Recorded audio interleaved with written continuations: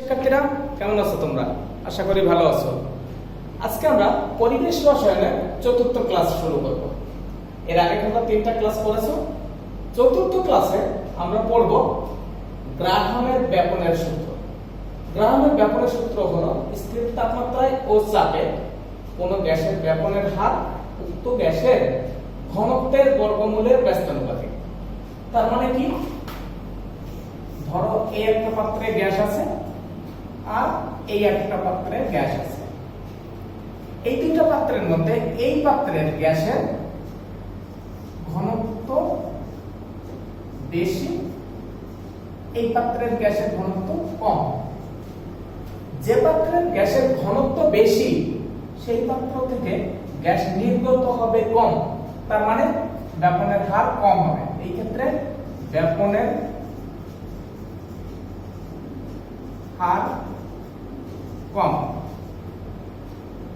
তার মানে ঘনত্ব আর ব্যাপনের হার দুইটা ব্যস্তানুপাতিক। শুধু ব্যস্তানুপাতিক না, বর্গমূলের ব্যস্তানুপাতিক। এই ক্ষেত্রে ঘনত্ব কম, ব্যাপনের হার হবে বেশি। তাহলে গ্রামের ব্যাপনের সূত্র কি? স্থির তাপমাত্রায় ও চাপে কোন গ্যাসের ব্যাপনের হার উক্ত গ্যাসের ঘনত্বের বর্গমূলের ব্যস্তানুপাতিক। যদি আমরা ম্যাথমেটিক্যালি লিখি তাহলে r সমানুপাতিক 1/√d। যদি আমরা সমানুপাতিক চিহ্ন উঠাই তাহলে তার পরিবর্তে আমরা সমান এবং k নিয়ে আসব। r সমান k * 1/√d। এখন ধরো দুইটা গ্যাস আছে, A গ্যাস এবং B গ্যাস। A গ্যাসের জন্য R1 সমান k * 1/√d1 এবং B গ্যাসের জন্য R2 সমান k * 1/√d2। k যেহেতু ধ্রুবক তাই দুই জায়গায় সমান। এখন এই সমীকরণকে যদি এই সমীকরণ দিয়ে ভাগ করি তাহলে কি পাই? R1/R2 সমান d2/d1^2 অথবা √ আবার শোনো, যদি এই সমীকরণকে এই সমীকরণ দিয়ে ভাগ করি তাহলে R1/R2 সমান k কেটে যায়, এই d2 উপরে যায়, d1 নিচে আসে, অর্থাৎ d2/d1^2। এখন আমরা জানি কোন গ্যাসে বা কোন পদার্থের ঘনত্ব সমান ভর বাই আয়তন। ঘনত্ব d সমান m/v। প্রথম গ্যাসের জন্য d1 সমান m1/v1। আবার দ্বিতীয় গ্যাসের জন্য d2 সমান m2/v2। যদি আমরা এই সমীকরণে মান বসাই, কি সমীকরণ ছিল? R1/R2 সমান √d2/d1^2। এখন d1 এর মান বসালাম, m1/v1 আর d2 এর মান বসালাম m2/v2। তাহলে কি পেলাম? R1/R2 সমান m2/v2/m1/v1^2। এখন আমরা জানি কোন নির্দিষ্ট তাপমাত্রায় ও চাপে সকল গ্যাসের মোলার আয়তন সমান। কি? কোন নির্দিষ্ট তাপমাত্রায় ও চাপে সকল গ্যাসের মোলার আয়তন সমান, অর্থাৎ 1 মোল গ্যাসের আয়তন সমান। সুতরাং v1 আর v2 সমান। যেহেতু এখানে তাপমাত্রা এবং চাপ সমান, তাহলে v1 আর v2 যদি এখান থেকে কেটে যায় তাহলে কি থাকে? উপরে থাকে m2, নিচে থাকে m1। তাহলে আমরা সমীকরণটা কি পেলাম? R1/R2 সমান √m2/m1।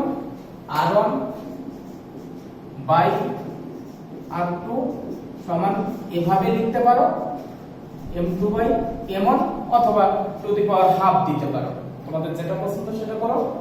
R1/R2 সমান √m2/m1 অথবা এভাবেও তোমরা দিতে পারো,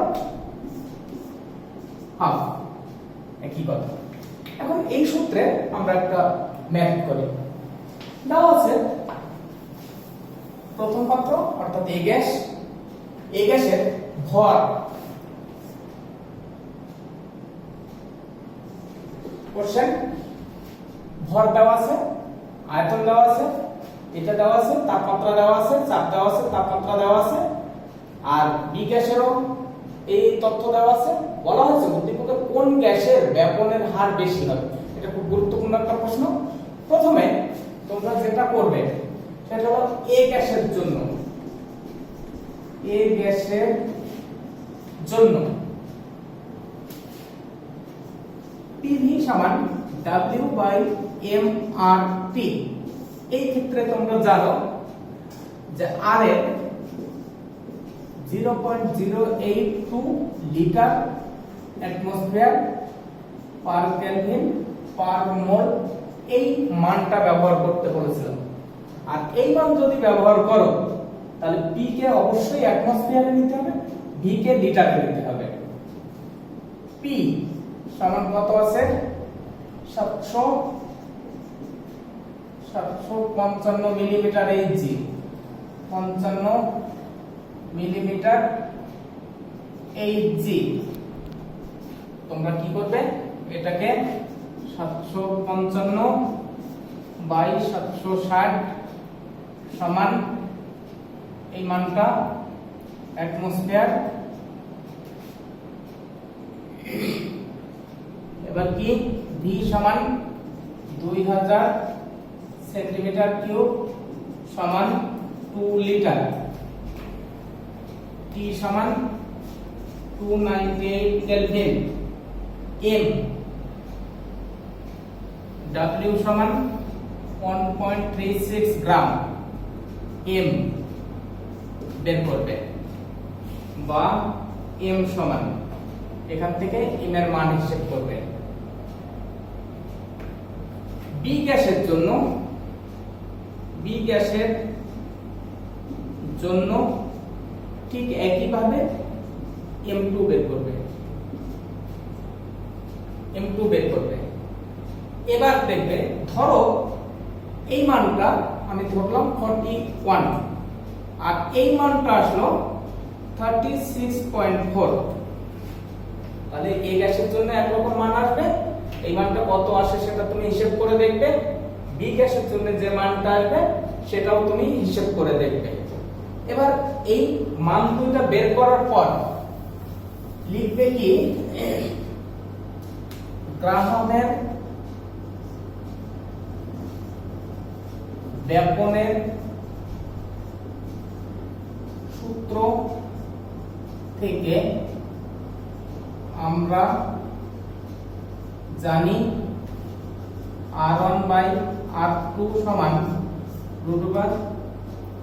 √M2/M1 বা R1/R2 সমান M2 36.4/M1 41 বা R1/R2 সমান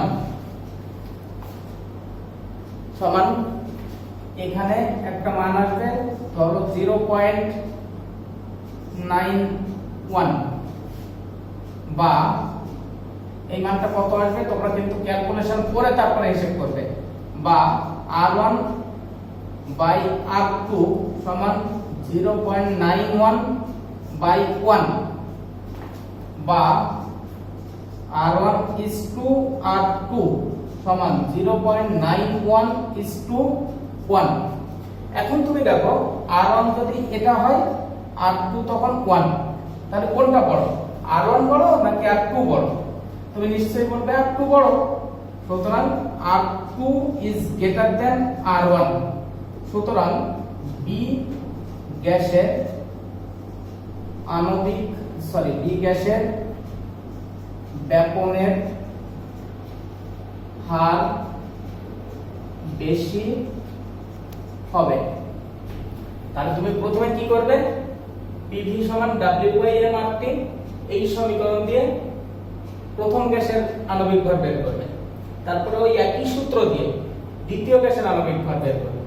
তারপরে গ্রাহামের ব্যাপনের সূত্র থেকে আমরা জানি, তোমরা এটা গত ক্লাসেই শিখেছো, সুতরাং এটা নিয়ে তোমাদের চিন্তা নাই। এখন কি গ্রাহামের ব্যাপনের সূত্র থেকে আমরা জানি R1/R2 সমান √M2/M1।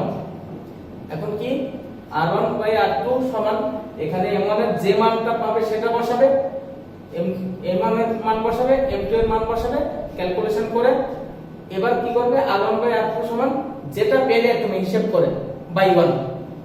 তাহলে এটা যদি 0.91 হয় এটা 1, সুতরাং এখান থেকে দেখা যাচ্ছে যে r2, কারণ কি r2 1 হলে r1 হলো 0.9, সুতরাং r2 বড়, তাই বি গ্যাসের ব্যাপনের হার বেশি।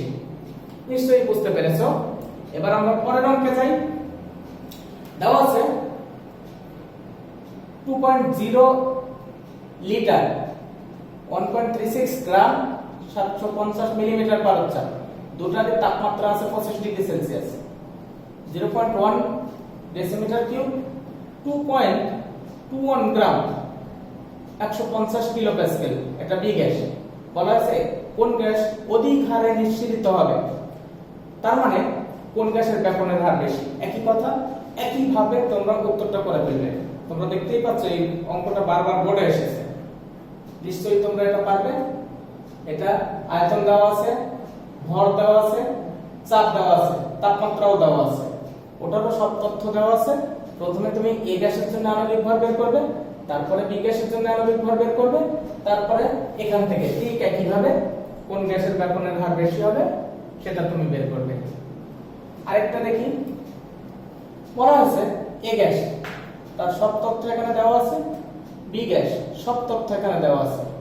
যদিও এখান থেকে অ্যারো দিয়ে সি গ্যাস তৈরি করা হয়েছে, কিন্তু এই সি তোমার এই প্রশ্নের জন্য কোনো কাজে আসছে না। তুমি এ আর বি নিয়ে, যেহেতু একটা বোর্ডের প্রশ্ন, বোর্ডে এভাবে এসেছে তাই দেওয়া হয়েছে এ গ্যাস এবং এ এবং বি পাত্রের গ্যাস দুটির মধ্যে কোনটি অধিকারে নিঃসরিত হবে। সুতরাং এখানেও ব্যাপনের হার চাওয়া হয়েছে, তুমি একই ভাবে করে ফেলবে। আশা করি সবাই বুঝতে পেরেছো। সবাই ভালো থাকো, সুস্থ থাকো, বেস্ট অফ লাক।